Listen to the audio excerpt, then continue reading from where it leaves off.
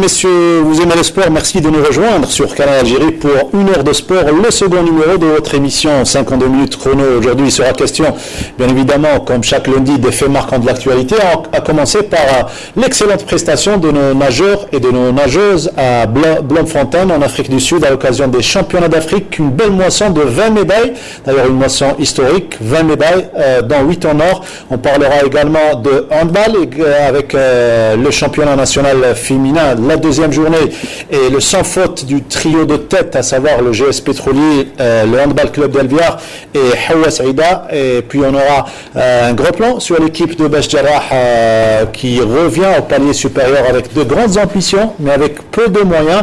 Il sera question également de la création de la fédération de Vovenam Viet Vodao, cette discipline qui regroupe une semaine après ses principaux acteurs pour un stage de perfectionnement. Et puis, comme chaque numéro, un thème dominera. Aujourd'hui, on parlera de rallye. Et bien oui, dans quelques jours débutera la deuxième édition du rallye d'Algérie, Challenge Sahari 2, avec notre invité que vous allez découvrir dans un tout petit instant. Mais avant cela, comme il est de coutume, on va vous présenter nos collègues. C'est bien cela que vous retrouvez chaque lundi. Abdelmour Belkhir et Wahiba Belhouab. Messieurs, bonsoir. Bonsoir. Tout d'abord. L'entrée oblige à Wahiba. Bonsoir. C'est un plaisir de vous retrouver. C'est le deuxième numéro, on essaie d'améliorer à chaque fois. Oui. Et on marque toujours des événements. Voilà. Surtout Bonsoir Mortal, bonsoir notre cher invité, bonsoir au public algérien. Et pour cette deuxième édition, je pense que le menu est assez consistant et nous permettra d'éclairer davantage nos différents publics sportifs algériens. Voilà. Notre invité, c'est M. Mohamed El-Routi, qui est de retour sur le plateau de 52 chrono, le responsable de Arak Sport Organisation, partenaire avec la Fédération algérienne de sport automobile. M. Mohamed El-Routi, c'est un plaisir de vous retrouver encore une fois sur le plateau pour nous parler du rallye d'Algérie. C'est un plaisir de venir toujours ici. On vous remercie de l'invitation et on est toujours heureux de revenir déjà en Algérie et de parler d'une chose qui nous passionne et qui passionne beaucoup d'Algériens. J'espère que ça va bien se passer. La saison dernière, vous étiez accompagné du grand Daniel Couteau. Tout à fait. Vous êtes tout seul pour parler. Qui vous salue, qui va venir samedi avec le staff de l'organisation de Arak Sport qui va arriver samedi. Et à partir de dimanche, donc le grand événement qu'on est en train de préparer depuis plus qu'une année et demie, on va essayer de le réaliser avec les meilleurs moyens possibles que l'Algérie a mis à notre disposition et avec une meilleure organisation, Inch'Allah, qui va être sur le terrain avec l'apport de plein de paramètres au niveau algérien ou au niveau étranger, Inch'Allah. Alors vous allez nous donner tous les détails de ce rallye à la deuxième édition qui débutera donc le 30 et prendra fin le 7 novembre. Avant d'attaquer les principaux faits marquants de l'actualité, on va faire un petit bilan de la première édition déjà par rapport à une année après. Quel bilan vous faites? C'est-à-dire la première édition, déjà par rapport à Export, donc nous on était comme support, donc on a essayé d'aider un peu la Fédération algérienne des sports mécaniques, qui a fait un travail magnifique parce que ça fait une trentaine d'années que le rallye n'a pas été réalisé, un rallye d'une dimension internationale n'a pas été réalisé en Algérie. Donc c'était la première étape. Il y a eu quelques difficultés au niveau de l'organisation, au niveau de la gestion du rallye. Donc ces erreurs de l'année passée, si on peut appeler ça des erreurs ou des fautes d'inattention, on les a pris en considération et cette année, en espérant que ce soit meilleur. Mais dans le sens, dans tous les rallyes du monde, c'est une complexité très très importante d'organiser et d'essayer de réussir des événements comme ça. Donc il y aura toujours des petits problèmes. Les grands rallyes dans le monde, le Dakar ou le rallye des Pharaons, les premières éditions, c'était des fiascos. Par exemple, la dernière fois, on discutait avec Daniel dans la conférence de presse, ça fait presque 15 jours, il disait que c'était à sa 3e ou 4e édition que ça a commencé à prendre un peu les marques, les repères et commencer à avoir un rallye vraiment digne d'un nom international comme le Pharaon. Ce qu'on souhaite avec l'Algérie, j'espère que cette deuxième édition, elle sera meilleure que la première. Et je pense que celui qui n'a pas appris de la première pour éviter de mettre les mêmes erreurs, je pense qu'il faut avoir de la patience, mais je pense qu'on peut avancer sur ça. L'œil de notre consultant Abdelmour Belkhir, l'Algérie, on rêvait d'avoir notre propre rallye, c'est fait maintenant, on est déjà à la deuxième édition.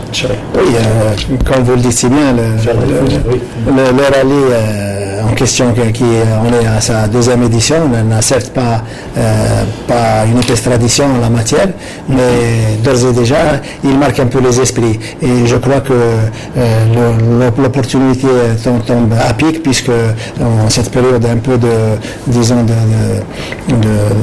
difficile conjoncture, les Algériens ont grandement besoin de ce genre d'événement qui permettra un événement qui véhiculera l'image de marque de l'Algérie, tant en matière de sport, en matière de tourisme, et je crois que les responsables, dont M. Louti, font de leur mieux pour permettre à l'événement en question d'atteindre un succès d'estime générale. Et je suis persuadé que, motivé qu'il est, il permettra à l'événement en question d'être élevé au rang d'une véritable institution. Et je veux pour preuve le nombre important, il va vous donner de plus en plus de détails concernant la participation étrangère pour cette édition. Je suis persuadé que, comme il a si bien dit, la logistique est extrêmement impressionnante et ils feront de leur mieux pour éviter le moindre hasard. Et je suis sûr que le fait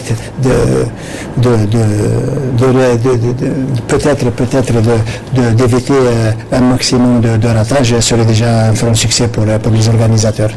Et l'itinéraire en question choisi est extrêmement intéressant, et puisque la caravane passera par un parcours enchanteur, féerique, j'en suis persuadé. Et dans le but, vous venez de le dire très bien, donc avec surtout véhiculer la belle image de l'Algérie. Il y en a d'autres qui le font aussi bien également, c'est les athlètes. Ils sont plus exactement les nageurs et les nageuses au championnat d'Afrique qui ont pris fin hier à Bloemfontein en Afrique du Sud avec une moisson historique, 20 médailles au total. 20 médailles au total et un résultat jamais acquis auparavant. Deuxième place après le pays hôte, l'Afrique du Sud. Et dans les 20 médailles, il y a 7 médailles d'or, 7 médailles d'argent et 6 médailles de bronze.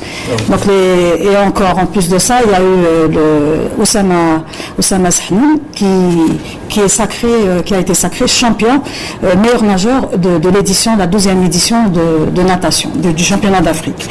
Donc Oussama Sahnoun, lui seul a fait 2 médailles d'or aux 50 mètres et aux 100 mètres nage libre. Spécialité, oui. Spécialité nage libre. Et Amal Mulih a fait aussi aux 50 et 100 mètres nage libre 2 médailles d'or. Souad Charwati aux 800 mètres nage libre, elle a eu une médaille d'or. Le relais féminin aussi, 4 fois 100 mètres nage libre, l'Algérie a eu la médaille d'or. Et il y a aussi Sarah Hadj Abdelrahman, le 200 mètres papillon, elle a aussi eu la médaille d'or.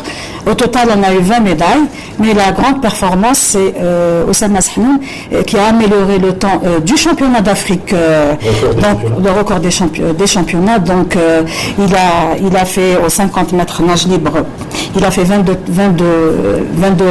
secondes, 39 centièmes de seconde, et il a battu le record de Salim Ilyas, qui était de 22 secondes à 65 centièmes. Et il a aussi amélioré le temps de Oussama Mellouli au 100 mètres nage libre avec 49 secondes 60 centièmes de seconde au lieu de 49,81 centièmes de seconde pour Oussama Mellouli. Donc une moisson importante, un retour redoutable des Algériens avec la participation sur le plan africain, surtout qu'on attend aussi les redoutables égyptiens, tunisiens et aussi les sud-africains et les kenyans aussi, avec les frères d'Infort qui n'ont pas pris part à cette compétition. L'Algérie, donc la natation d'ailleurs, ce sera le thème principal de notre émission la semaine prochaine, et on promet également un reportage sur l'école de la SPTT d'Alger. On aura les invités espérants de la Fédération algérienne, notamment l'entraîneur de l'équipe nationale algérienne. Les championnats d'Afrique 2018 ici en Algérie. Il y a eu le congrès au niveau, il y a eu une déclaration faite par le président de la Fédération algérienne de natation qui a émis le vœu d'organiser d'abord le championnat d'Afrique junior cette année en Algérie en été et le championnat d'Afrique des seniors en 2018. Donc il a eu l'accord de la Confédération africaine et il faut se préparer pour l'événement. L'événement, et ce sera ici à la piscine olympique certainement. Mohamed Boudiaf, l'œil du consultant, votre avis, M. Abdel Belkhir, sur cette belle moisson, 20 médailles au total, dont 7 en or. Oui, comme on le sait, le bilan est extrêmement flatteur pour la délégation algérienne qui a l'avantage de présenter des nageurs et des nageuses très très jeunes qui ont quand même une marge de progression encore importante pour l'avenir. Et la cuvée de cette saison a fait montre de très belles dispositions. En témoigne le nombre record de médailles qu'ils ont mis dans le escarcelle. Et je suis sûr que l'avenir sera porteur de promesses encore beaucoup plus réjouissantes.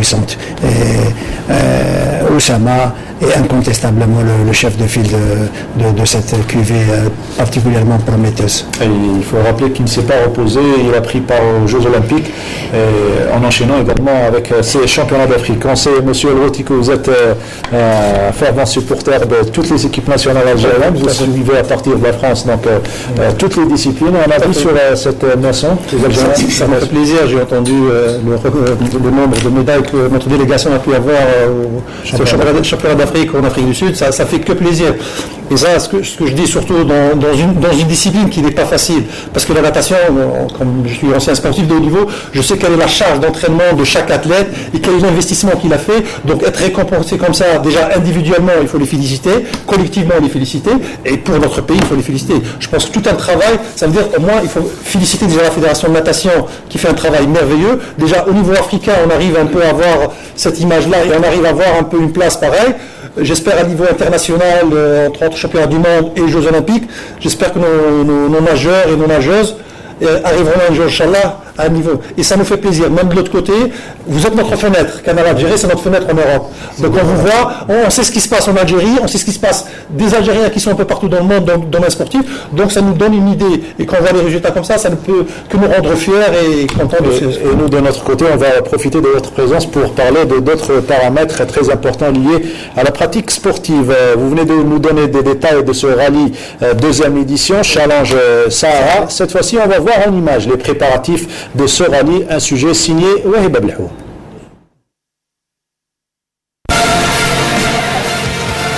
C'est la deuxième édition du rallye international des Saharis qu'organise la Fédération algérienne des sports mécaniques. Le Grand Sud algérien accueillera cette fois-ci un nombre important de participants de tout part du monde.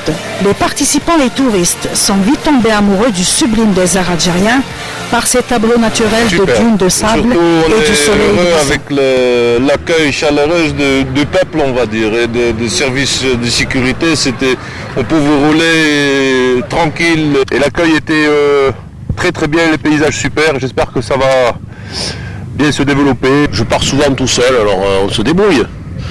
On a l'habitude, c'est le désert. Des participations avec tout type de voitures, de camions, de motos, de 4x4 et des camions ont trouvé un accueil chaleureux des habitants hospitaliers du Sud et des Touaregs. Partout sécurisé, le paysage c'était super, les pistes qu'on a prises c'était incroyable, le paysage qu'on a vu c'est incroyable, vraiment bien. Et pour moi c'est le meilleur désert de le monde, le désert d'Algérie. Le rallye international fera sans doute vivre une expérience nouvelle. Il prendra le départ d'Alger, Biskra, Hassim Saoud, Koléa, Timimoun et le retour vers Koléa, Redaya et Alger, point d'arrivée. Le rallye aura parcouru une distance de 1500 km.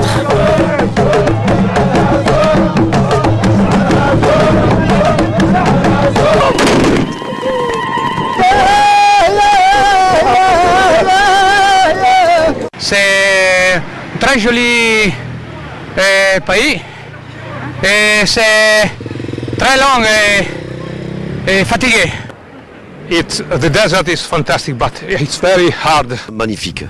Paysage magnifique, organisation super. Pas vrai Nicolas?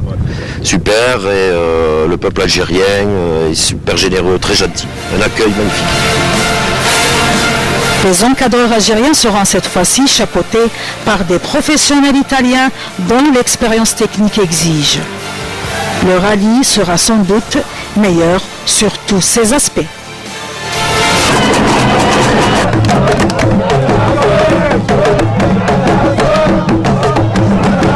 Ce sera certainement une grande réussite, c'est ce qu'on attend, Inch'Allah, de ce rallye. L'organisateur, une partie de l'organisation, à savoir notre ami Mohamed El Routi, qui est là, responsable de Arak Sport Organisation, pour nous donner tous les détails. On vient de découvrir, donc redécouvrir les impressions de surtout les participants étrangers, et tout le monde s'accorde à dire que c'était magnifique. Ils se sont vite adaptés au climat, au rallye en lui-même. Mokhtar, déjà je tenais à remercier officiellement de la part de la fédération algérienne ou de la part de Arak Sport déjà que Wahiba nous a fait un petit aperçu de ce qui s'est passé l'année passée. Ça nous donne à la bouche. Ah oui, ouais. Ça c'est magnifique. Déjà, c'est qu'en 2 minutes chrono qui nous suit aussi. C'est juste pour dire, ce qu'on a d'acquis, il est acquis. L'Algérie, elle a une richesse de paysage, elle a une richesse humaine, elle a une richesse d'amour qu'elle peut donner au monde entier, que personne ne peut lui enlever, qu'on le veuille ou pas. On a une culture touristique, on a une culture ou pas dans certains pays, mais on a une richesse de sincérité, de fraternité, ça que personne au monde ne peut nous enlever. Donc c'est ça qui est sorti un peu. Quand je discutais, j'ai vu Alain, j'ai vu Nicolas, j'ai vu les Italiens que je connaissais aussi. Cette année, ils vont revenir. Ils vont ramener leurs amis, ils vont ramener leurs copains. Il y a certains qui vont ramener leurs enfants et leurs familles. Parce qu'ils étaient impressionnés par... Au niveau technique, il y a eu quelques défaillances. Mais cette année, on va essayer de comme toute première.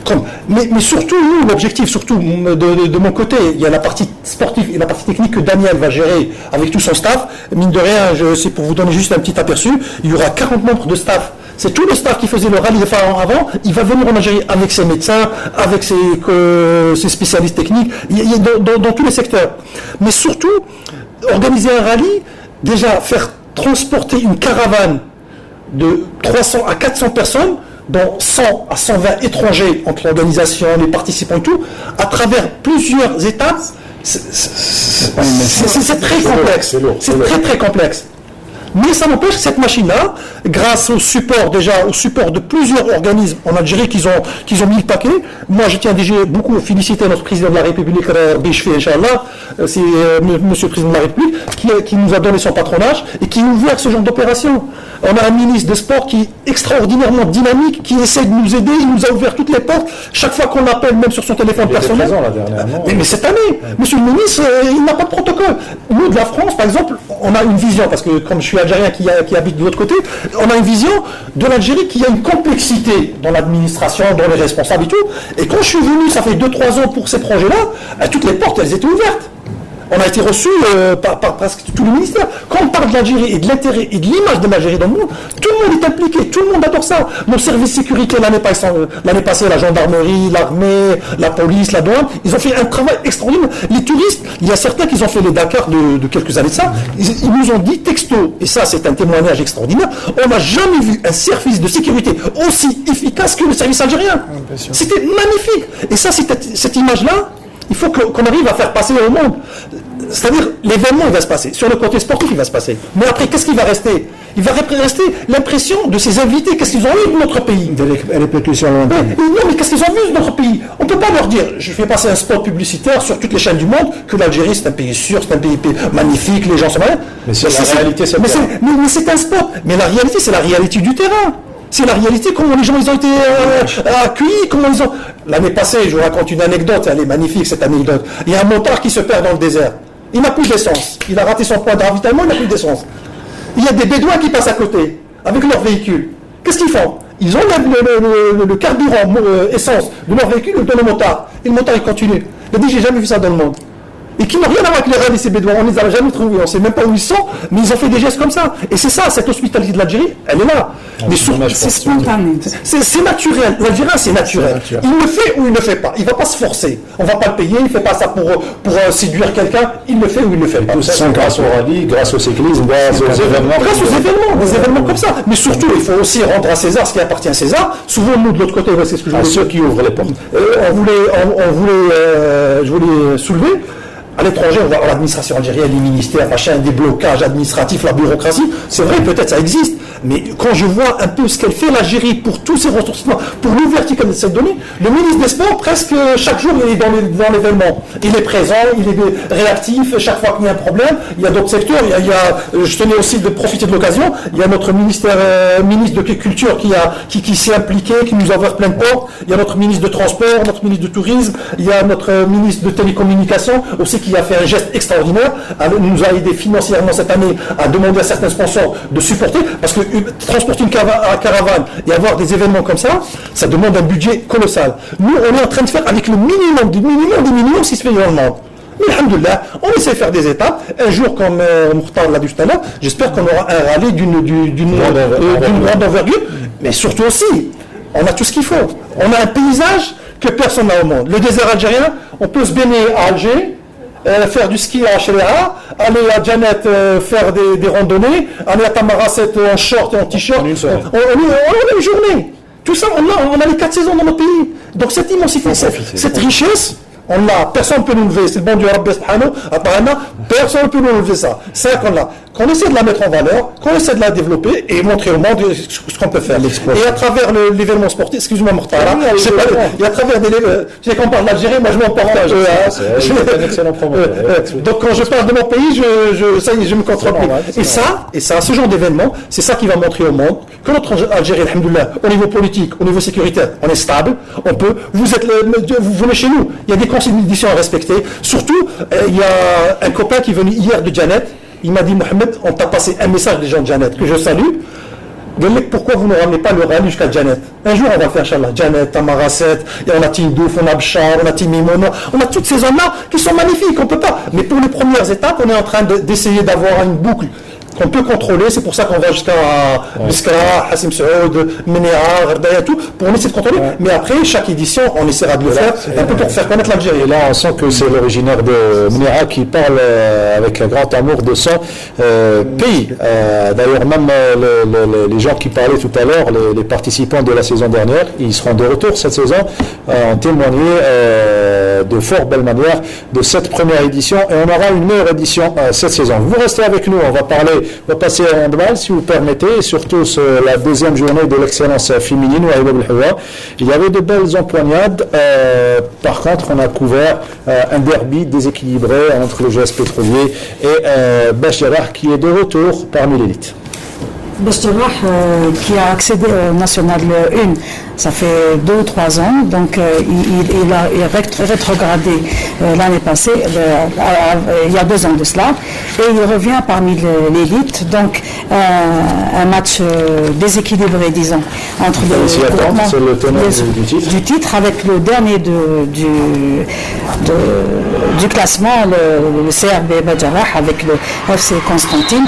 Donc il y a eu beaucoup d'erreurs au niveau de la défense de l'équipe de Bech Jarrah, qui est constituée surtout de jeunes athlètes par rapport à l'équipe du GSP qui contient beaucoup de joueuses internationales et des joueuses très expérimentées. Le retour aussi des joueuses comme Dob, Nassima également, qui n'a pas joué ce match. 16-7, c'était le score à la mi-temps en faveur du GS Pétrolier. Les pétrolières qui ont fait pratiquement un neuf, puisqu'ils ont amené de nouvelles joueuses, donc un amalgame entre les anciennes et les nouvelles joueuses. On retiendra également que l'entraîneur Rabah Graïch a fait tourner son effectif pour gagner ce match, quoi qu'il n'était pas content de la prestation de ses joueuses, surtout sur le plan défensif. Score final 31-16 pour le GS Pétrolier, un score logique, vous venez de le dire, de la supériorité sur le plan effectif des pétrolières qui sont essentiellement composées, l'équipe est essentiellement composée des joueuses internationales. On écoute les 2 entraîneurs sur ce match et on revient juste après. On a essayé de tourner comme on peut, alhamdoulilah. Le fait de sortir sans blessure ou avec un résultat comme ça, bon, le score, pour moi, je ne reflète pas vraiment le rendement de l'équipe. L'équipe Tabba Jarrah, c'est une équipe qui vient de monter en excellence. Elle aura beaucoup plus de temps pour s'adapter, peut-être elle aura plus de facilité avec d'autres équipes, sans l'importance de toutes les équipes. C'est tout à fait normal l'adaptation pour les équipes qui montent de la division inférieure. C'est un peu difficile. En plus, première journée, deuxième journée avec les gros cylindrés. Voilà. Pour ce qui concerne notre équipe, j'étais un peu fâché pratiquement par rapport aux fautes techniques. Il y a beaucoup de déchets techniques qu'on doit régler. Si on veut gagner le championnat ou la prétendre au titre, c'est pas le nombre de techniques, de fautes techniques leaders aussi important fait un match pareil. المقابله تاع اليوم خير من المقابله تاع الابيار يعني البنات كاين البنات اللي تحسنوا رانا جايين بالعقل ان شاء الله. احنا اليوم خسرنا كوتي بروبليم كان في لاطاك ما كناش نماركيو الابيار هربوا علينا في السكور. Alors, c'était donc les deux entraîneurs qui revenaient sur la prestation de leurs joueuses. Je rappelle le score 31-16. À présent, on découvre les résultats en musique de cette deuxième journée.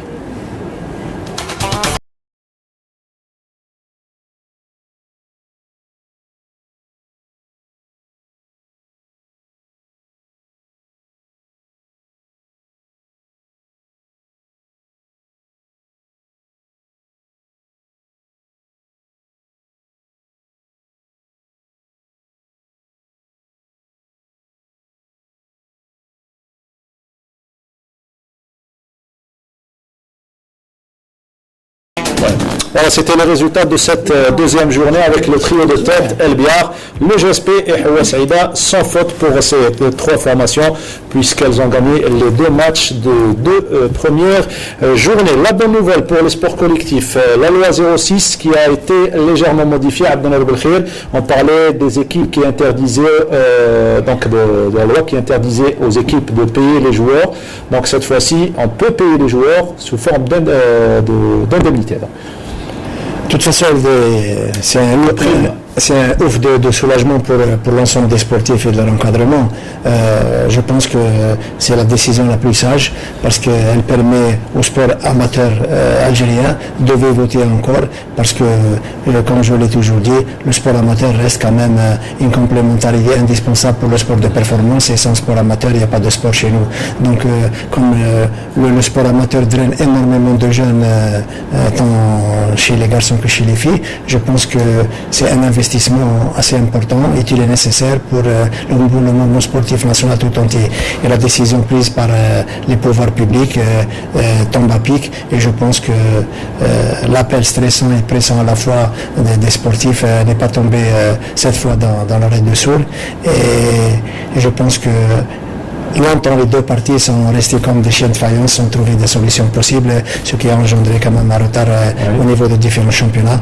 Et je pense que motivés qu'ils sont, les sportifs, de faire en sorte de démarrer la saison sur les chapeaux de roue et c'est tant bien pour le sport algérien. Et cette loi prend effet à partir du 21 septembre jusqu'au 21 septembre de l'année prochaine. Donc les équipes auront une année pour se préparer au professionnalisme. On va essayer de prendre l'exemple du sport français puisque nous avons avec nous M. Al-Routi qui est ancien volleyeur et ancien conseiller en sport ici en Algérie.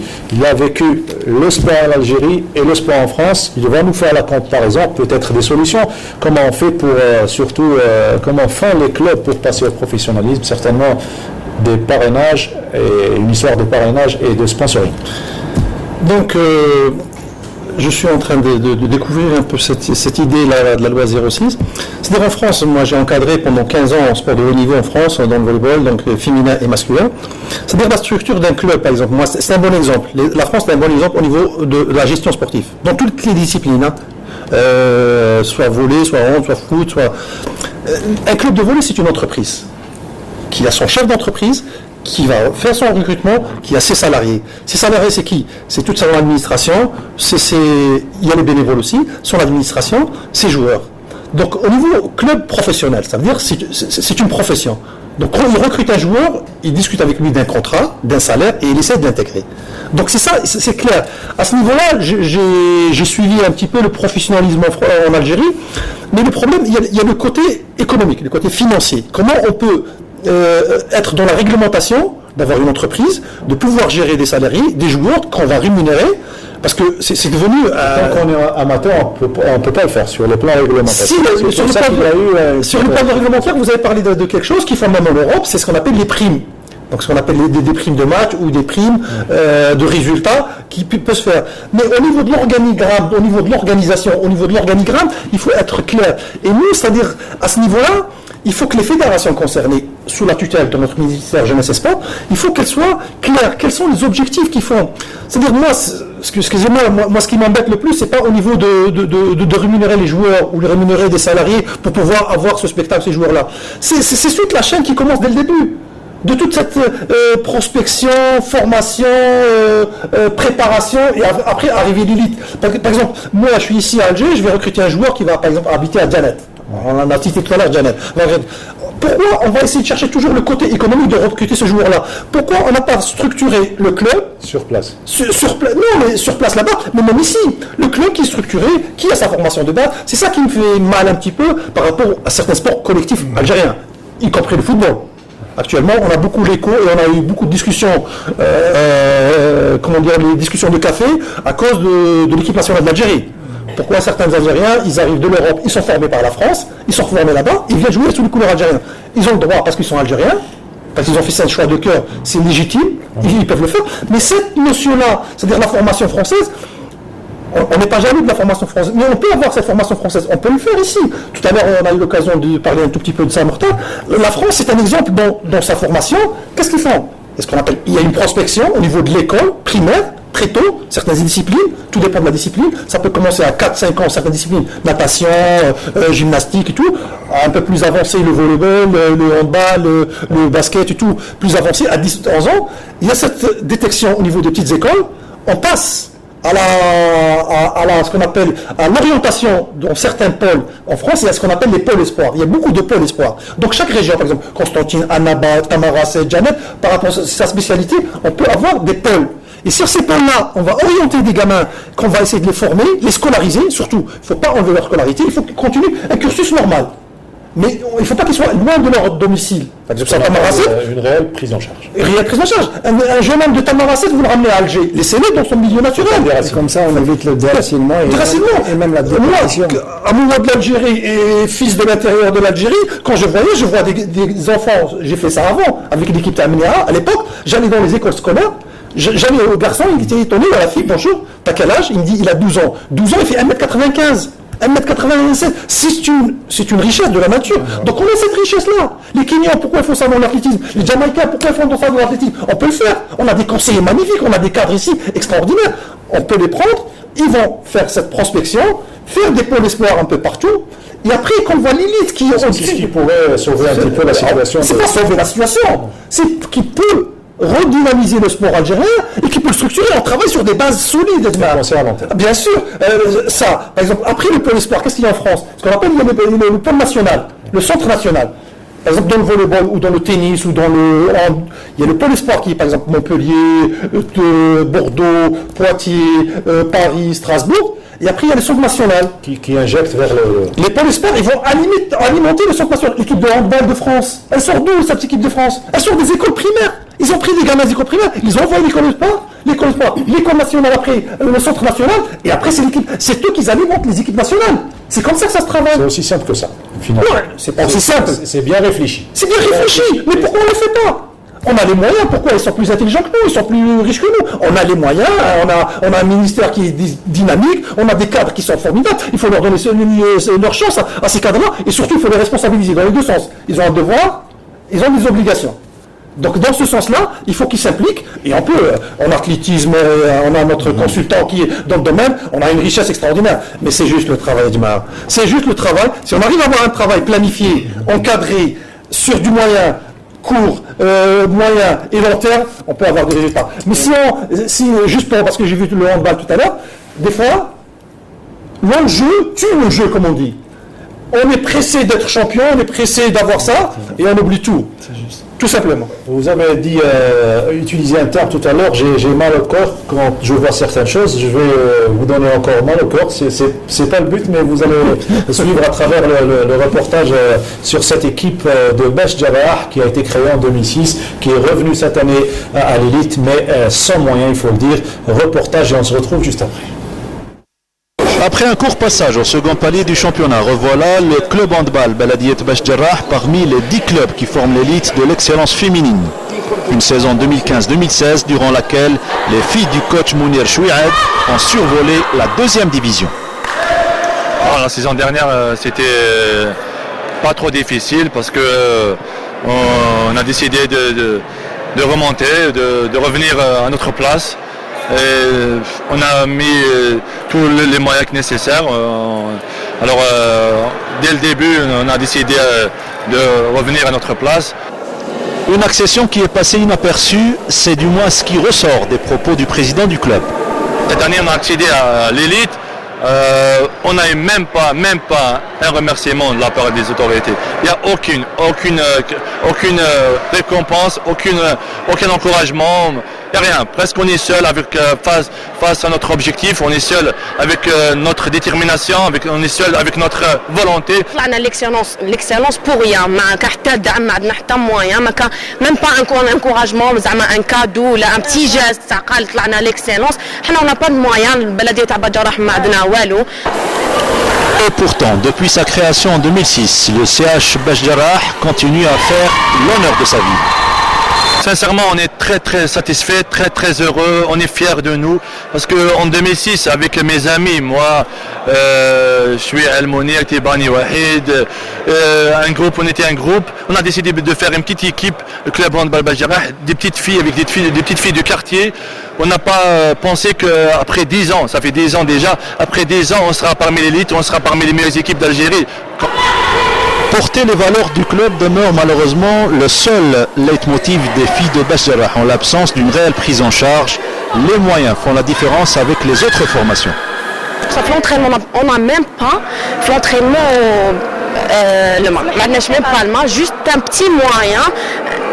ماذا بينا يعاونونا كوم سا باش نقدروا نبانوا حنا سي اون بون ايكيب عندنا دي بون كاباسيتي عندنا دي بون جواز مي اون با دو مويان دونك ما نقدروش نبانوا باغ اكزومبل نكومباريو روحتينا مع كلوب تاع جي اس بي سي نورمال لو سكور تاع اليوم عندنا شكري ميم با صاله في بش جراح كريمو في براقي عندنا في كاليتوس دونك الوقت كاع يتيك ناخذوه غير في الديبلاسمون من باجرح البراقي من باجرح الكاليتوس دونك لازمنا لي مويان حنا سي اون بون ايكيب كما قالت ياسمين وان شاء الله باسكو كل عام نهضروا ما كاين والو. Makayen Wallo, un terme qui en dit long sur le manque de moyens et qui a contraint certaines joueuses à quitter le club pour faire les beaux jours des gros cylindrés. كلوب سي اش بي بي بش جراح بيان سور تربيت فيه ملي كنت انا صغيره حتى السينيور تعلمت بزاف عفايس من عندهم وتعلمت الهاندبال بيان سور تربيه كلش مش حنقول كي نشوف ليكيب ديالنا هكا هبطت و لي مويا ما كاشيتو ان شاء الله يعاونوهم. تحبس ليكيب هذه من الهاندبال كاسكو سا تو فرا انت بيرسونيلمون واش تحسي؟ لا دوماج باسكو ايكيب بون بش جراح يخدموا بيان و شغل عندهم لا باز يخدموا بلا باز سي دوماج كي يتنحى. Aujourd'hui, un appel de détresse est plus que jamais indispensable, sinon l'équipe est appelée à disparaître. J'aurais aimé, peut-être par le biais de ma petite intervention, lancer un petit message aux responsables de Besh Jarrah de zioter un peu sur cette équipe-là pour faire un peu, donner un équilibre, parce que l'APC ou bien s'il y a des sponsors qui peuvent aider cette équipe, puis c'est malheureux parce qu'on voit, on a vu contre le GSP le score, l'adversité elle est très lointaine, mais on a vu quand même qu'il y a des individualités, c'est des joueuses qui veulent faire quelque chose, mais hélas, on sent derrière cette équipe Mokhtar qu'il y a un malaise qui se crée et qui perdure aussi.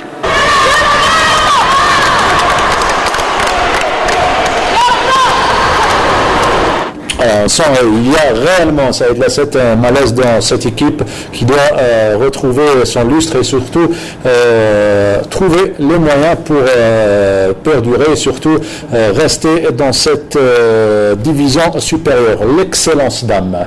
Anavi, magnifique. Il y a une joueuse que je félicite déjà, que j'ai vue tout à l'heure, elle a dit Ma'adna Walou.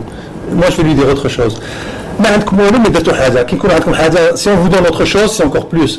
Donc c'est ça, ce qu'elles ont, les autres elles l'ont pas. Elles ont une volonté, elles sont arrivées à une excellence avec un rien. Le défi encore était plus élevé, il était plus fort. Donc il y a certaines équipes qui ont tous les moyens, ils ont tout le confort, qu'on appelle le confort dans le sport, tu as tout le confort. Matériel, technique et tout. Et moi, je les félicite, ces filles-là. J'espère que cette émission aura un petit impact au niveau de certains responsables de Badjarrah qui vont essayer d'aider ces filles-là. Elles sont arrivées de rien. Donc, elles ne demandent pas grand-chose, elles demandent juste le minimum.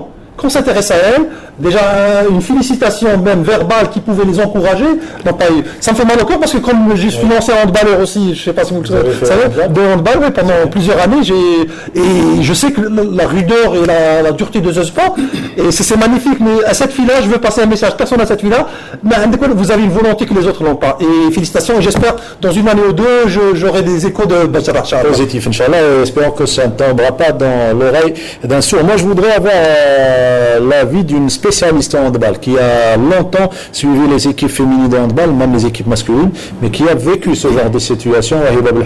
Vous avez vu de grandes équipes disparaître par manque de moyens. Oui, ça fait 30 ans qu'on vit ce problème. L'équipe de Badjarrah qui a la volonté seule ne suffit pas. Et quand elle a un responsable des sports au niveau de la commune et qui était un ancien handballeur et international, normalement, il doit mettre un œil sur cette équipe. Et ça fait 30 ans qu'on souffre de ce problème. Il y a eu la disparition du NEDIT, il y a eu la disparition du NED. Toutes les filles du NED ont alimenté le GSP à l'époque, le Mobilier d'Alger. Donc on fait disparaître une équipe pour remettre une autre équipe. Moi je trouve que il y a beaucoup de misogynie là-dessus. Voilà, c'était l'avis d'une spécialiste en handball. Notre consultant, il connaît le handball, il connaît l'athlétisme, il connaît le volleyball, toutes les disciplines, certainement un avis enfin, c'est désolant de voir qu'il y a encore des équipes, notamment féminines, qui sont livrées à elles-mêmes, une équipe jeune qui a été nouvellement promue et qui est en train de se débattre à perte de vue face à des problèmes de logistique, des problèmes de prise en charge et notamment de trésorerie. Je pense que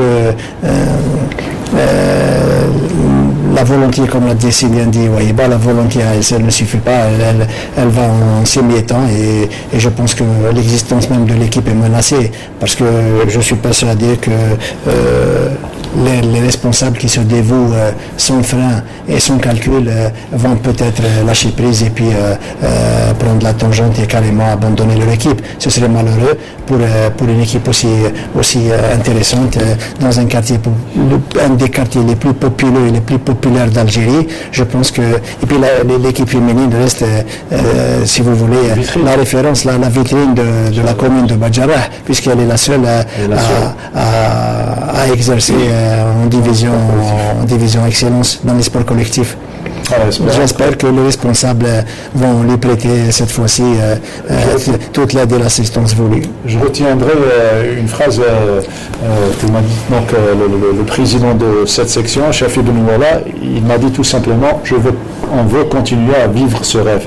Donc depuis 10 ans déjà, 2006, 2016, on ne veut pas s'arrêter pour des raisons de moyens. On peut faire appel aux sponsors, on sait de les aider un tout petit peu, c'est certains sponsors avec un projet pareil. On a vu des fois des petits miracles un peu dans le monde. Leicester l'année passée, un petit club en Angleterre qui gagne un championnat.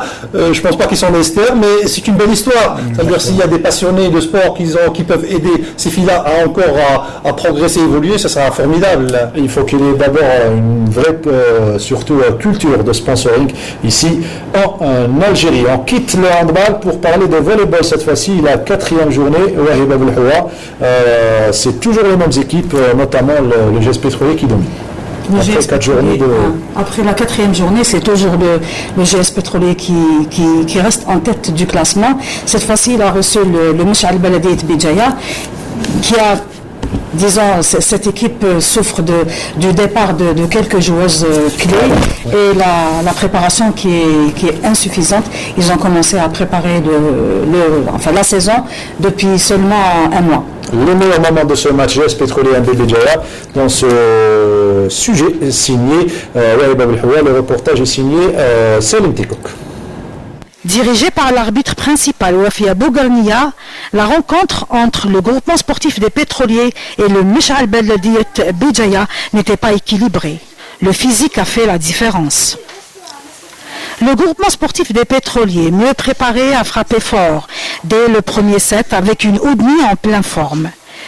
Le GSP enregistre 25-17 à la fin du premier set. Les Béjaouis voulaient montrer un autre visage au deuxième set. Elles inscrirent 4 buts consécutifs et arrivent à égaliser. Mais elles ont commis beaucoup d'erreurs par la suite, au bloc et à la réception. Le manque de préparation et le départ de 3 joueurs clés ont affecté le rendement du groupe. Le deuxième set se termine par le score de 25-17 pour le groupement sportif des pétroliers. Au début du troisième set, les Béjaouis arrivent à déstabiliser la défense du GSP. La déconcentration a touché aussi le service et la première ligne d'attaque. Mais l'expérience de Ben Salem a permis aux pétrolières de prendre le troisième set avec un écart de 2 points seulement. Le GSP consolide sa place de leader et reste aux commandes du championnat après 4 victoires. C'est vrai, احنا جينا باش نلعبوا pour faire mieux et tout, donc نقصنا كمان في ديفونس، نقصنا شويه في البلوك، كنا شويه نايف في التيران et tout, c'est ce qui a fait la différence. Mais sinon كان جينا لعبنا شويه اللعب تاعنا وكان on aurait pu mettre l'adversaire en difficulté. Non, l'équipe adverse a un très bon niveau, ils défendaient au Mleh, ils servaient au Mleh, c'est une équipe qui a quand même des joueuses qui jouent en équipe nationale, donc voilà, donc elles ont un bon niveau, mais alhamdoulilah, on a fait ce qu'on avait à faire et on a la victoire.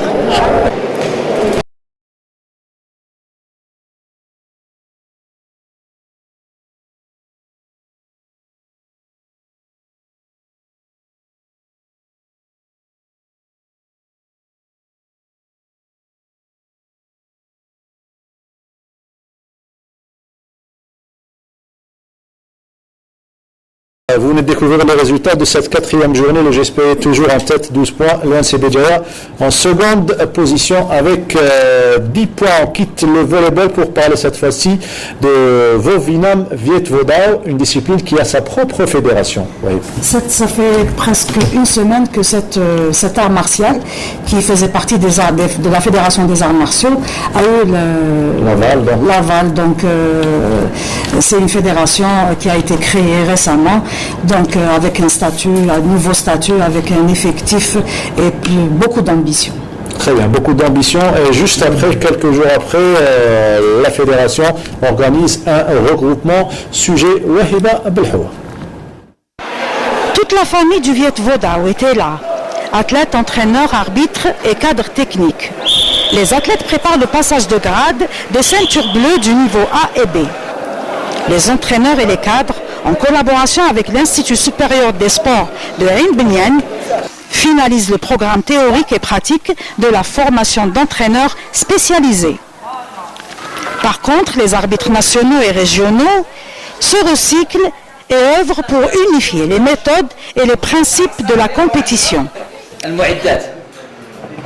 فيها نظرية ومنهجية التدريب، فيها البيداغوجية الرياضية، فيها اتصال وعلم النفس، فيها علم وظيفي، donc la physiologie du sport. La feuille de route du Viet Vodao est en cours de réalisation dans un nouveau statut, celui de la création de la Fédération algérienne du Vovinam Viet Vodao, la première fois dans son histoire. Voilà. C'était donc ce sujet signé Wahiba Belhoua sur cette discipline qui est en train de prendre de l'ampleur à travers le territoire national et on espère avoir très prochainement Monsieur Djouadj, le président de la fédération algérienne. Votre avis, Monsieur Abdelal Bekhel, sur cette discipline qui est en train de prendre de l'ampleur et surtout de bien se placer à travers le territoire national? Oui, je dirais que le fait qu'il y ait une fédération de Vovianam reflète un tant soit peu l'étendue de l'activité en question, une activité qui le Vovianam est en train de faire, à l'instar des autres sports martiaux, et énormément de conquêtes à travers toutes les contrées du pays. Et je veux pour preuve les 351 jeunes qui ont été regroupés au sein de la salle de Dalbeda pour le passage de grade dans une ambiance pratiquement juvénile, marquée par de l'enthousiasme et énormément de verve juvénile. La discipline en question a suscité même auprès des présents énormément d'intérêt, et à l'avenir je suis persuadé que la discipline en question aura énormément de progrès à faire compte tenu des potentialités qui se présentent pour l'avenir. Le Vovianam, si vous voulez, c'est un merveille au tempérament du jeune Algérien, et je suis persuadé qu'avec beaucoup de moyens et avec, si vous voulez, la présence d'un encadrement quand même qualifié, les jeunes pourront améliorer leur potentialité qui je dirais, peuvent prétendre à un avenir radieux. Un avenir radieux, surtout que le nombre de pratiquants est en train d'augmenter d'année en année. Les 5 dernières minutes, il y a eu deux championnats du monde. Il y a eu dans la même salle organisée par la fédération la formation d'arbitre ou bien le recyclage d'arbitre qui leur a permis d'être à la page concernant les nouveaux règlements en question de la fédération internationale. Se mettre au diapason de ce qui fait de bien au niveau mondial. La fédération a soigné son image par l'organisation des championnats d'Afrique en Algérie, un championnat du monde aussi, Coupe du monde aussi. Et on a des champions du monde. Et il est qualificatif pour les championnats du monde, et ça a permis aux pratiquants de l'élite de préparer déjà les Jeux méditerranéens. Peut-être un sport olympique plus tard. J'espère, avec le karaté qui est sport olympique à partir de 2020. On aura M. Djouadj ainsi qu'un reportage sur le pôle de développement de Boudouel, c'est bien cela, de cette discipline très prochainement. Les dernières minutes de cette émission, on revient à notre invité, M. Mohamed El Raouti, pour parler de ce rallye qui commencera donc le 30 et prendra fin le 7 novembre à J-6, on va dire, J-5. Où est-ce qu'on en est? Les dernières étapes des préparatifs? Les dernières étapes des préparatifs, donc actuellement, grâce au dynamisme aussi, j'ai oublié tout à l'heure de citer, le dynamisme de notre fédération de sport mécanique, qui fait un travail aussi assez important depuis le partenariat qu'on a développé avec Arak Sport pour promouvoir cette discipline, ce rallye-là, et pour les préparatifs du Challenge Sahari 2 et du rallye d'Algérie, première édition. Donc actuellement, jusqu'à heure de tout à l'heure, donc on a plus ou moins une quarantaine de motos, avec certains champions cette année. Il y a certains qui ont fait le Dakar qui vont venir cette année. On a entre 20 à 25 voitures jusqu'à tout à l'heure. Les inscriptions ne sont pas arrêtées, parce qu'il y a certains concurrents qui ont terminé le rallye du Maroc, qui sont en train de rentrer en Europe, qui sont en train de nous contacter, qui nous a posé un problème de réservation de bateaux. Donc par le biais de votre chaîne et émission, je tenais à remercier les responsables d'Algérie Ferry, le PDG et son directeur commercial, qui sont en train de faire un effort magnifique, d'essayer de nous aider pour pouvoir essayer de récupérer ces athlètes qui sont inscrits, ces équipages qui sont inscrits au dernier moment. Donc, comme je disais, donc une quarantaine de motos, 25 voitures. Je pense qu'on a entre 4 à 6 quads. Actuellement, on est entre 7 à 8 camions, espérons avoir une dizaine, parce qu'il y a des Parisiens qui m'ont appelé avant-hier qui veulent s'inscrire. Donc, ils sont en train de s'inscrire sur le site d'algerali.com. C'est notre site internet, là où tout le monde s'inscrit, là où tout le monde prend les informations. Et cette année, on a une très belle... Répétez, Alger Rally. Algerali attaché.com. Tout le monde, les amateurs, ils le connaissent, ils sont en train de se retrouver facilement toutes les informations pour le rallye, pour les réservations, pour les inscriptions, pour le déroulement, pour tout ce qui est information concernant ce rallye-là. Cette année, on a le privilège, je peux l'annoncer maintenant, c'est officiel, j'espère qu'il n'y aura pas de problème au dernier moment. Il y a le team Iveco qui fait le rallye Dakar, le team Iveco italien, donc la société Iveco italienne qui s'est inscrite avec 3 camions. Donc il y aura 2 camions qui vont faire le rallye raid et un camion d'assistance. Donc ça c'est une bonne chose. Il y a d'autres teams qui sont inscrits d'Italie, il y avait KTM, il y avait d'autres teams, mais qui se sont retirés au dernier moment. Je pense qu'ils avaient une réticence encore, je ne sais pas. Et ils seront là l'année prochaine. C'est ce qu'on leur souhaite, Mais en plus, je tenais beaucoup à profiter de cette opportunité, de cette fenêtre qui m'est ouverte pour remercier, tout à l'heure on parlait du sponsoring de certains donneurs de manœuvre. Moi je tenais aussi à remercier certains passionnés de ce genre d'événement et certains passionnés de l'image de l'Algérie.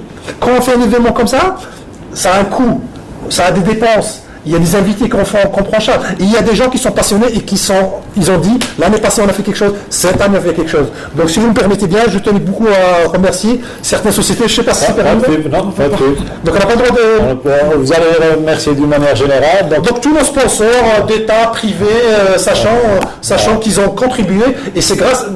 Aussi, il faut dire, c'est pas de la pub, c'est grâce à ces passionnés que... Par rapport à leur passion... c'est grâce à ces passionnés, et c'est des gens-là qui sont en train de nous aider. Il y a des entreprises nationales qui sont en train de nous aider, il y a des entreprises privées qui sont en train de nous aider. Il faut les remercier, parce que c'est vrai, tout à l'heure vous avez dit pas de pub. Ok, pas de pub, mais il y a une forme de contradiction. On essaie d'aider des associations comme Banjarrah, comme l'image de l'Algérie et tout, mais il y a d'autres personnes qui sont en train de faire ça par amour à ça. Ils ne demandent rien, c'est juste qu'on les remercie par exemple des fois. Mais ça c'est une bonne chose et j'espère qu'à la fin, mais ça je pense que... Je propose mieux, on va les découvrir à travers le spot que vous avez préparé pour cet événement. Merci Mortar. رئيس الجمهورية السيد عبد العزيز بوتفليقة وإشراف وزارة الشبيبة والرياضة رالي الجزائر.